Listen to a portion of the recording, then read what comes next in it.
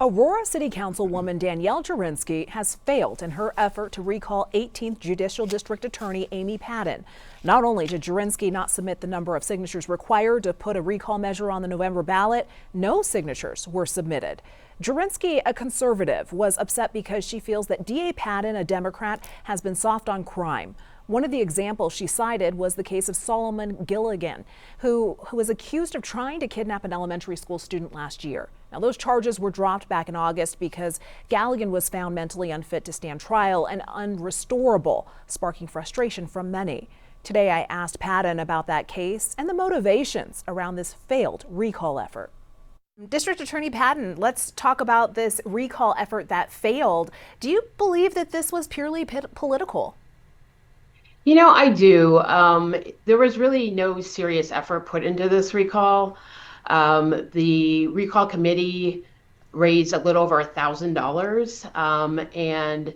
The fact that no signatures were turned in at all means that they likely weren't even close to having the number of signatures that they needed. So this really seemed to be partisan politics to me. And one of the main proponents of the petition is Danielle Jurinsky, who's running for re-election in her own seat on city council. So it seemed to me that this was really being used as a launching pad for her to get some more publicity for her city council campaign. The other case that has been making a lot of headlines recently is the Solomon Gilligan kidnapping case.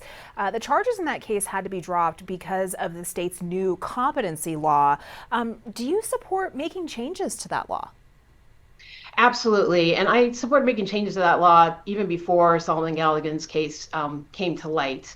But since that time, I've been working closely not only with my fellow DAs, because this is an issue that faces all the DAs across the state, but also with the governor's office, with our Colorado District Attorney's Council, with state legislatures, to try to change that law, to try to make sure that nobody slips through the cracks when a case is dismissed because someone is so mentally ill that they can't understand the basic charges against them or participate in the process.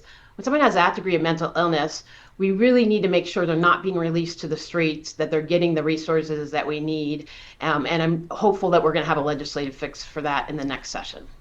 Our political analyst, Alton Dillard, tells me the signature requirement for a recall is very high, and recall efforts are rarely successful. But he says these quality of life issues resonate with voters. Jurinsky is currently running for re-election. She did not respond to my request for a comment on this.